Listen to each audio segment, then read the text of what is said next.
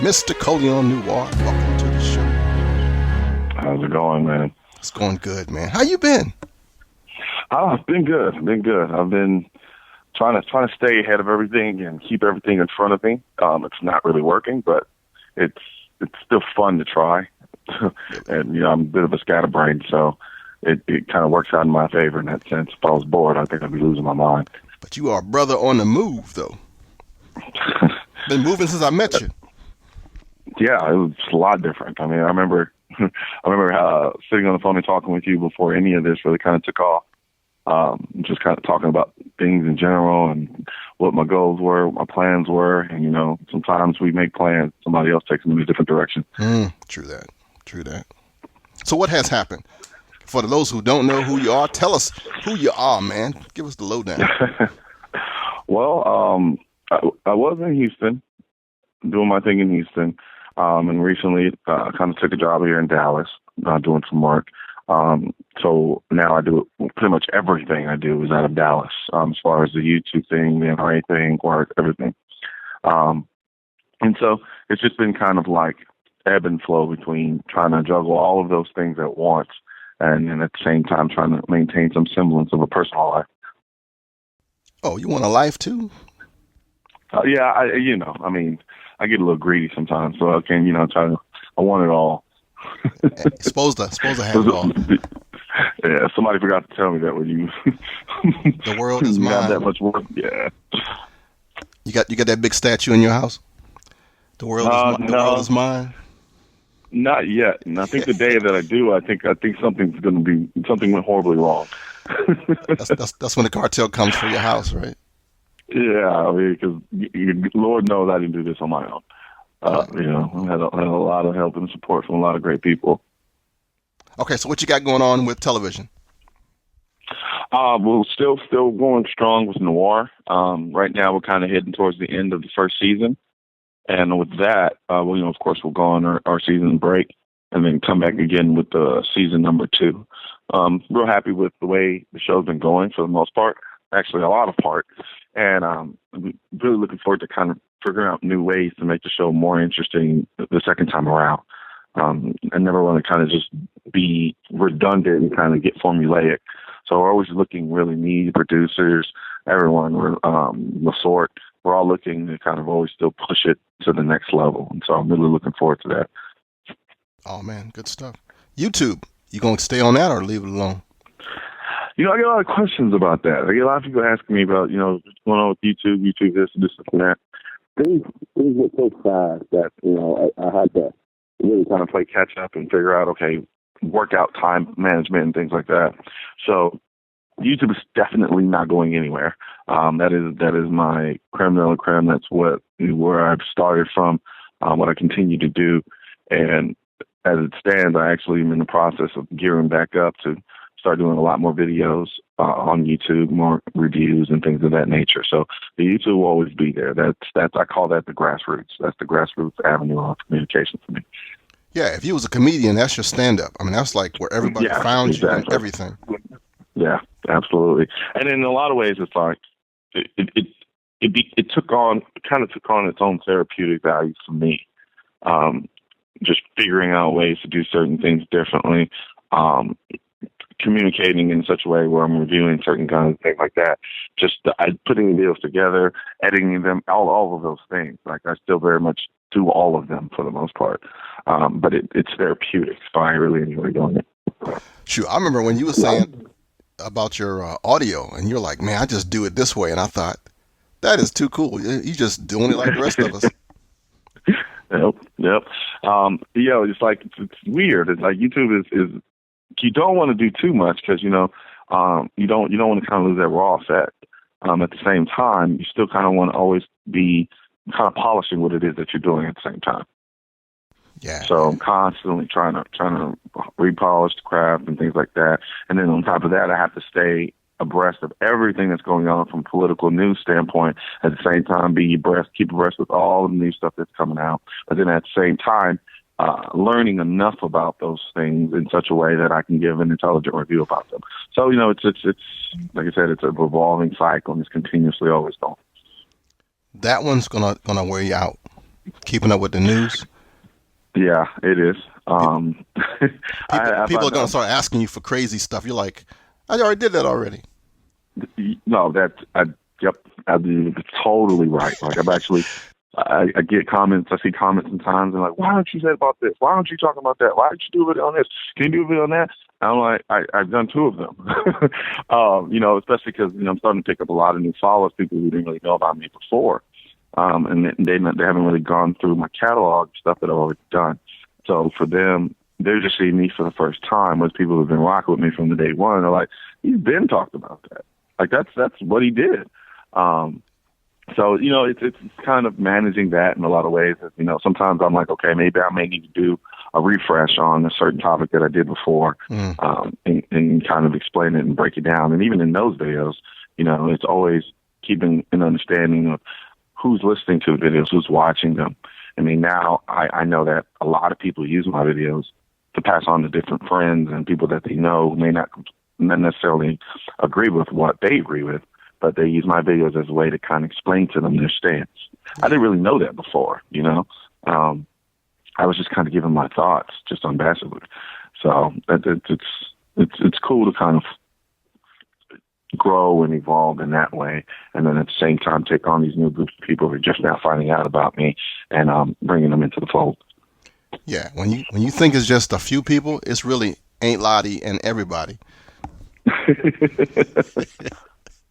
Because this folks sending your stuff out to people that they don't even like just to prove a point. Yeah, it's interesting, man. It's some people just don't like what I'm doing. Some people really really see me as a threat, and that's fine. I've had a great mother who raised me in a way where I can deal with those things in a lot of ways, so it doesn't really affect me too much. We are human, so we have our moments, but for the most part, I mean, I just keep chugging. Man, that's some wise stuff right there. Big ups to moms. Yeah, yeah, always. I love that woman to death. Ironically enough, me and my dad's relationship has improved exponentially over the last few years, and it's kind of almost like she's handing me off to him. He's the kind of like concrete. I've been there, done that. Let me show you the pitfalls to avoid. As I've gotten kind of older and kind of started going on more on my own. Yeah, I found out that some guys don't know how to do the little guy, but once you get to a certain age, they can talk to that guy. Yeah, absolutely. Yep. And my mom did a great job in making sure that I continue to have a relationship with my dad so that he felt comfortable. Still keeping up that relationship with me. So it's been really good. But you hit the nail on the head. Yeah. Hey, I've been around a minute. Anything new? You've been you are the new thing. I mean, you're just the shiny new thing on the block. There was a guy who got on my show on episode number 400, and he said, COLION NOIR? And I said, yeah. He's like, wow. And I just started smiling. I was thinking, that's cool, man. My mom actually called me today. She was she calls me in the mornings, and we pray together on the phone. And she was like, yeah, well, your cousin's in New York, and he's doing some things in New York or whatever. And then he called me, and he said, he was hanging out with some friends, and they were like, one of the guys like recently started really getting into guns. He was like, yeah, I joined the NRA and this and that. He's like, man, there's this guy COLION NOIR and stuff like that. He's like, that's my cousin. And he's like, what? And then he had no clue. And so right. The story. I'm like, that's nuts. I know. It's funny. It's funny when family like gets the big eye on stuff. Yeah. They're like, man, that's just going. Oh, that's cool, man. That's cool. Yeah. So what's your favorite thing to shoot now? You got a chance to shoot some cool stuff. Oh man, it's yeah, and you would think the interesting is I thought I was like, man, with all the stuff that I get to shoot now, I thought I'd start getting bored, but it just keeps getting worse. Now when it comes to I want it all, yeah. When it comes to guns, yes, I want it all. But one of let's see, favorite things to shoot. I recently shot. I've recently been able to start getting my hands on, not owning, but getting my hands on some of these high-priced 1911s. Okay. And And I never was really a huge 1911 guy. I was kind of really into the plastic fantastics, Mm-hmm. fantastic plastic, whatever we call them. And so I'm kind of really starting to kind of develop this appreciation for, just craftsmanship and everything else about 1911. Maybe they're even getting old. I don't know.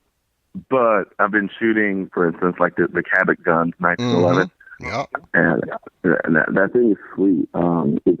There's something about that thing, the way that slide works and just the fit, the finish, and all those things. It comes together. Those little tiny improvements and nuances make the entire shooting experience a totally different shooting experience. Not like just shooting a regular Glock or an M&P. And those guns are great, but those guns that's a shooting experience. It's like I got to shoot a $6,000 gun. I got to shoot $10,000. There may be some type of tactical placebo effect going on in the sense of I know it's an expensive gun, so therefore I feel this way. But I mean, an experience is an experience is an experience. You know what I mean? Yeah. I mean, you can wear any kind of watch. You can wear a Casio or you can wear a Rolex. The Rolex Exactly. still tells time, but people look at you different when you got one. Absolutely, that's a perfect example. Yeah, and it's yeah, and I love it. I love it. Just really, the weird thing about guns is, for me, it's allowed me to start appreciating different types of engineering and craftsmanship above and beyond an outside gun. I'm starting to kind of start falling into knives now and looking at what the process it takes to create knives. Watches. I've always loved watches, but now I have a better love for them. It's an understanding instead of just kind of an admiration. Because I understand what goes into, making firearms versus also what goes into making, say, an automatic watch or mechanical watch. And so I really love that aspect of it because I look at things now a little bit differently, through a bit of a different lens. What watch do you like, or a couple watches that you like? My first mechanical or as I like to call my first expensive watch I ever bought was my Tag Heuer. So yeah, Carrera. And since then, the second purchase I bought was I bought a Breitling Super Ocean. And so I recently paid that off. And so I'm going to hold off for a little bit because, watches can get real expensive. And knowing me, I'll just turn into a monster. And I really haven't been able to completely feed the beast of my gun desires, But I am, my next purchase I'm really looking into is, I always forget why am I doing this? It is the, I can't believe I forgot the name of it. Shoot, I'm trying to remember a watch that I like. I can't remember it either right now. Like you say something, I can't even put it in there. Yeah, I mean, it's making me mad now because it's like it's at the tip of my tongue, and I know it's right there. But it'll come to me, and I mean, the Rolex for me is later on down the road. Yeah. Just because I mean those things are just priced on a different planet. Yeah. But that's I'll probably end up doing at some point an Omega. And I'm stuttering because I'm still trying to remember the name of the initial watch I was thinking. Oh, it'll come back to you later. Yeah. So we talk about Cabot and how about rifle wise? Rifle wise, man, I shoot. It's odd, A lot of people talk about, because Daniel Defense is a sponsor of the show, and I've been shooting Daniel Defense rifles way before the show started. I always find myself going back and shooting them. It's really weird. I have access to a lot of really good rifles, but at the end of the day, I always find myself going back to Daniel Defense. However, anybody who follows me on Instagram or any of my social media platform knows that I'm an HK nut in the same breath. So I'm patiently waiting for my HK MR556 to come back. I recently got the barrel chopped down to 10.5 and turned it into an SBR. Nice. Yeah. And so what I'm going to do is I'm going to go ahead and outfit that with one of Solid Siko's Saker 762 suppressors. And pretty much turned it into my own little 416 clone. Okay. Okay. Yeah. In those calibers, are you doing custom stuff or just a standard? For the rifles? Yeah. I mean, like, to me, like 300 Blackout is exotic to me. Yeah. Okay. Yeah. See, that's the thing. Yeah, I'm still dancing around with the 5.56, 7.62. 300 Blackout is definitely in my near future. I actually really love the round. It's a fun round to shoot. And then as I start to get into the bolt action stuff, I'm pretty sure that my caliber choices are going to start to get even more exotic. And so I'm kind of looking forward to that. It's a beautiful thing about this gun community. There's always a new road, a new path to take on. You'll never get bored. True. I was trying to think of, I'm still trying to think of that Durgon watch. I'm stuck on that. I am too.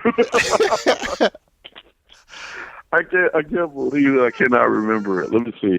Might be able to pull it up on my iPad. I mean, you would think for somebody who's really looking forward to buying that watch at one point, you think you know. Cartier. Cartier is the one I like. Cartier? The Cartier, yeah. The Cartier Roadster, I think it is. Or Road something. Yeah. Oh, man, they make some beautiful watches. Like, they're so beautiful, sometimes they're intimidating. Yeah, the Roadster. That's the one I like. I got a knockoff from some dude, and I wore that thing till it broke. And I was all happy, and I forgot it was a knockoff, and I took it to the jeweler, and the jeweler looked at me like, "We're not touching that thing in here." And I thought, "Oh, I'm sorry." But I love my watch, and they're like, "Yeah, get that thing out of here." It was like it was something obscene. The guy didn't even want to touch it. It was funny, but I love that watch. That's funny. That's funny.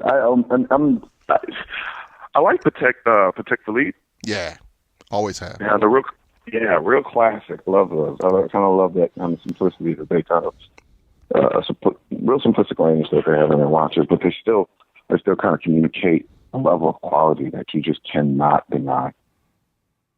So as you keep on moving in this space, where you think you're going to go in next year? Short term, man. At this point, what I'm also going to start adding on is just kind of expanding out into just different markets. I've always wanted to kind of get to the merchandising aspect of things. As anybody who's paying any attention, I don't really too much. I don't have a logo. I know. So right now, you wear everybody else's stuff. It's great. I mean, I love reviewing different products and things like that, but the kind of the inner entrepreneur in me is like screaming, and it's like, you need to create your own stuff. And so I'm kind of looking to get into the merchandising aspect of things, and I'm going to start going to the clothing and even products and things like that. So I'm really looking forward to that. And that's just a whole another endeavor in and of itself, just because there's so much involved with that. And I want to do it right. It's not something that I just want to toss out to make a quick buck. Like, I want to put something out that I'm proud of, and so everyone else or anyone else who wears it can also be proud of it as well. More of course, hats. Yeah. Exactly. Much more than a T-shirt. But, got to start somewhere. You can never have too many T-shirts. Yeah, it's true. Or hats. Or hats, yes.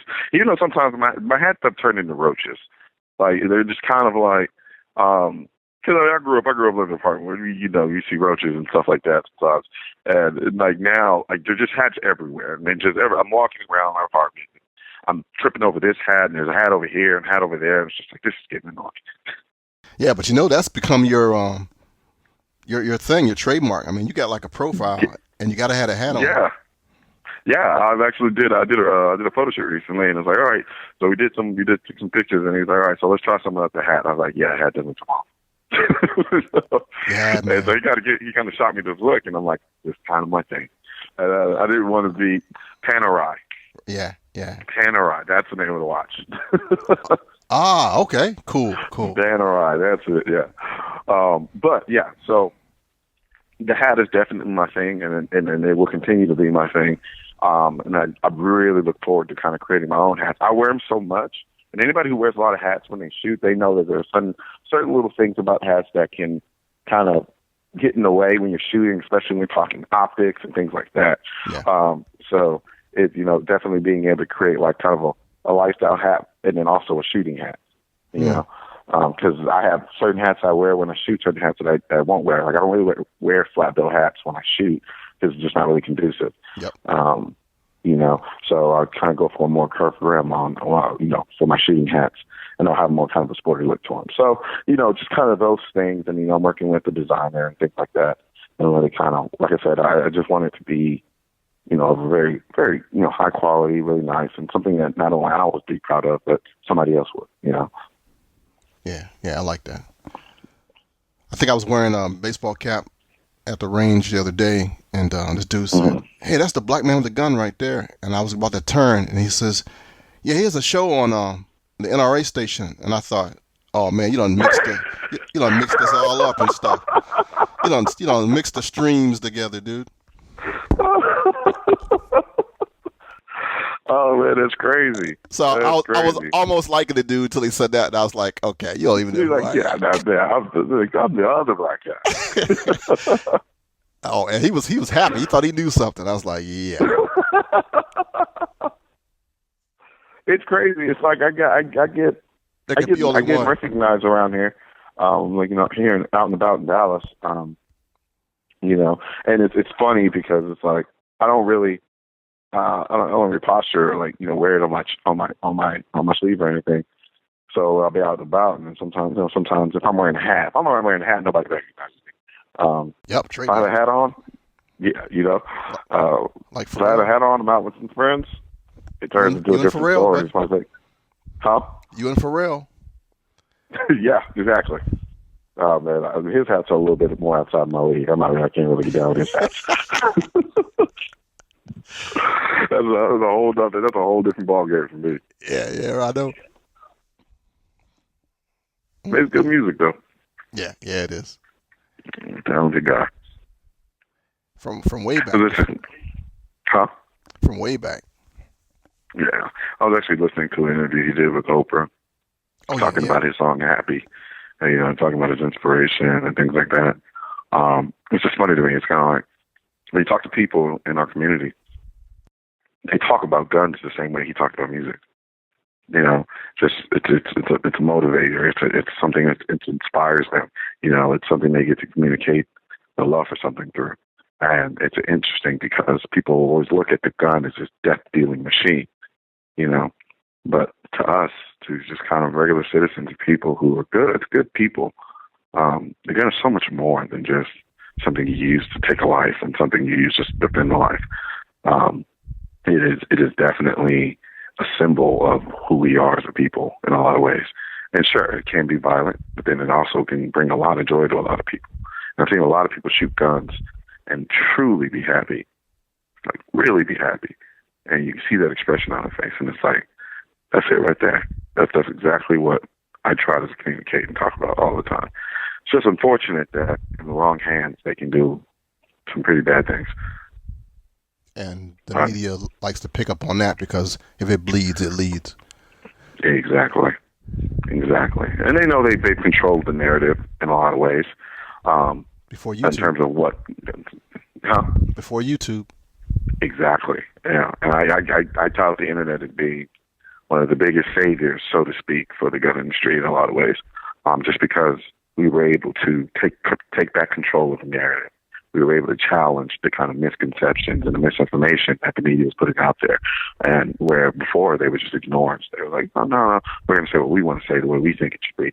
And we're like, no, that's not how this works. That's not how any of this works, And so that's kind of the beautiful thing about the YouTube, the internet, Facebook, social media. It's awesome. It's just taking the gun industry into a whole nother millennium. And unfortunately, some of the senior folks are still kind of fighting that thing. They don't understand it as well as they should. Yeah, I've encountered that myself. I get people who look at me, and they're just kind of like, yeah, I can't really get in touch with that guy. I don't really know what that guy's about. That's fair. I understand it. It's just different. Sometimes I look at some of the new stuff that people who are really younger than me are doing. I'm like, what y'all doing? But at the same time, you can't dismiss the message for whatever superficial features you may not be in tune with. I had somebody leave a comment on my Facebook page saying you shouldn't wear you should wear sticker polos and button downs. You and these hats and these T-shirts make you look too much like a thug. I'm sorry. I'm probably about the furthest thing away from being a thug, and I didn't know that a baseball hat and a T-shirt was a call sign for all thugs across America. It's just the same, It's that if it is, it's been hijacked, because I can show you millions of people who wear hats and T-shirts that aren't thugs, and then that starts to get into a whole nother topic that's probably for another show. But it moves far away. Actually, where it comes from is the '80s. We started the hip hop culture that has influenced vehicles, clothing, food, drink, and what's normal now wasn't normal 30 years ago. You're right. And see, I grew up towards the back end slant of that. So you guys already served as a catalyst for it, and that train was moving. So when I grew up, I jumped on board, and it was already extinct. So to me, it's just a no-brainer. It's just like I grew up listening to rap, and it's interesting. It's a weird kind of dichotomy, because it's kind of like I listen to some of the rap, and I understand it to be entertainment, the same way that if I go and watch a violent movie, in a lot of ways, I understand they're actors and they're acting, and they say certain things, and I'm just like, okay. But at the same time, I hold them up to the same standard. You got to rap about this stuff, it's fine. You're just telling a story of the streets and so forth and so on. Okay, I get that. But don't by any means think that you're going to turn around in real life and start trying to talk against the idea and the notion of the Second Amendment. That's just not going to happen. Recently you had somebody like Rick Ross say something about he just don't understand how people want to carry guns in certain places and things like that. I'm like, no, slow down. Probably because he can't. Exactly. A lot of those guys, man, once you become a felon, you can't get a gun, so you can talk negative all day. All day long, and you can't. But even interesting enough, you have people like T.I., who his whole career is marred by the fact that he was thrown in jail because he was trying to buy guns as a felon. He'd come back and say, look, I tried to buy guns because I was trying to protect my family as a felon. But at the same time, I was a criminal. I was that guy on the street robbing. I was the guy on the street selling drugs. I'm telling you right now, we don't care about laws. When I was that way, I didn't care about laws. Like, the gun law to me meant nothing. I mean, and you're getting it from the horse's mouth. And us in the gun community, we've been preaching that since day one. Yeah, but our folks don't hear T.I. No, they don't. They don't. A lot of people don't. That's true.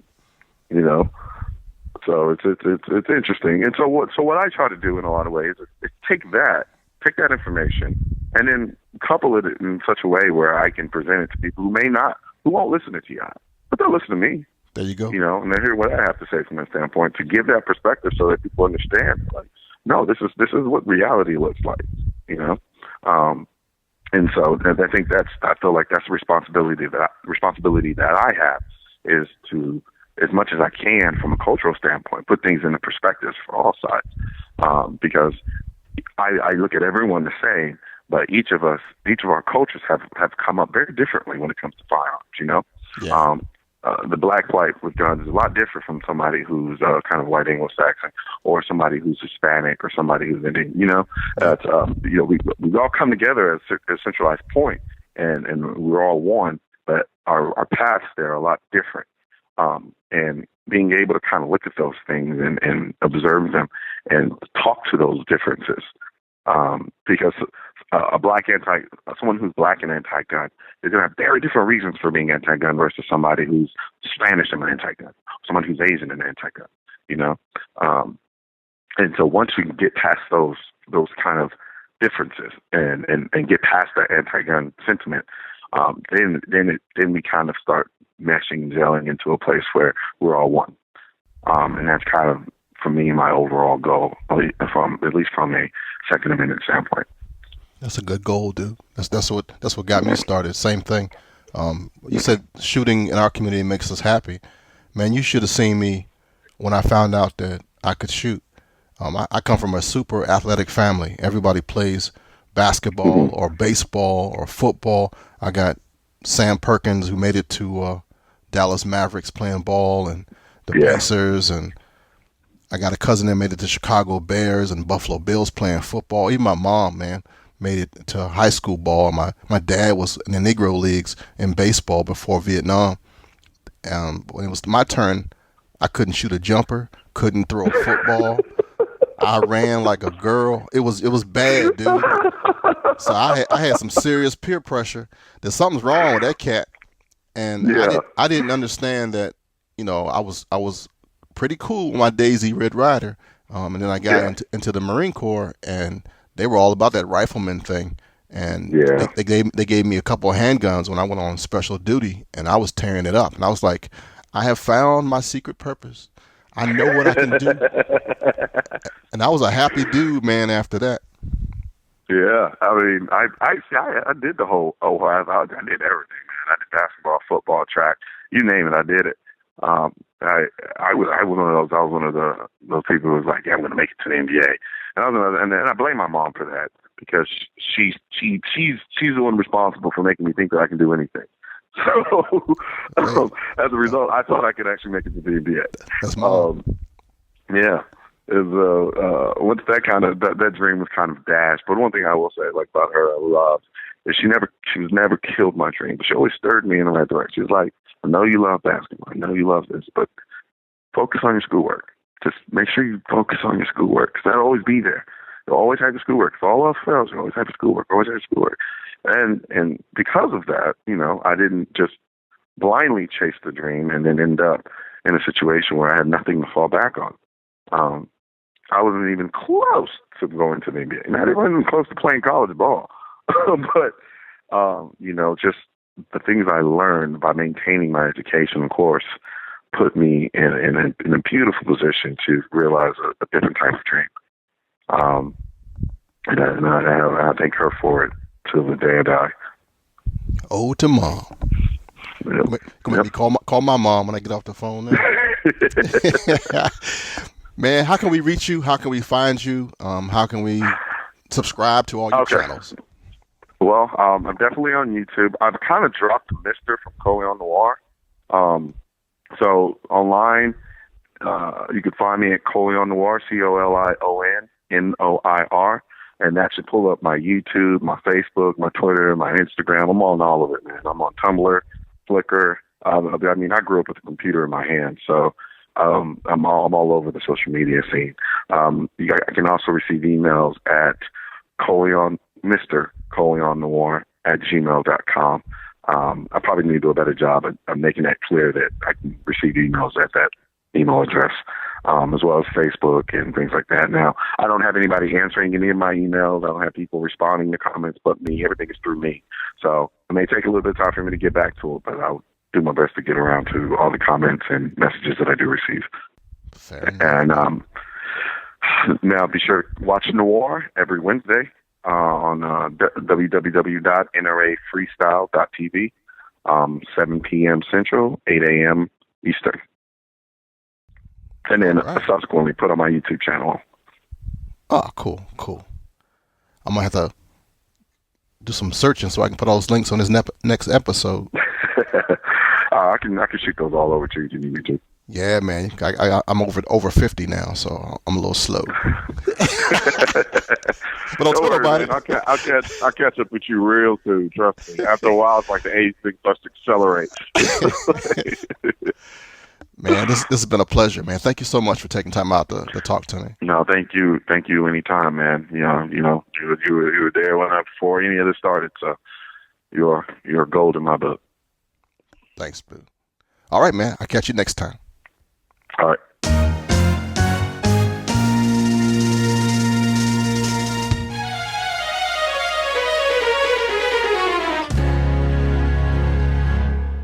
All right, I want to thank you for listening, downloading, and subscribing to the Black Man with the Gun Show. Thanks to my special guest, Mr. COLION NOIR. You can find out all his links and everything on a really cool site that he has, MrColionNoir.com. Our show notes can be found at blackmanwithagun.com. If you would like an autographed copy sent directly to you of Black Man with a Gun Reloaded, the price has been reduced to $20. Postage paid. How cool is that? Go to blackmanwithagun.us and get yours now. All right, this concludes another week of us being together. You can find me on Facebook. You can find me at blackmanwithagun.com and all my sites on blanchardmediagroup.com. Until next week, shalom, baby.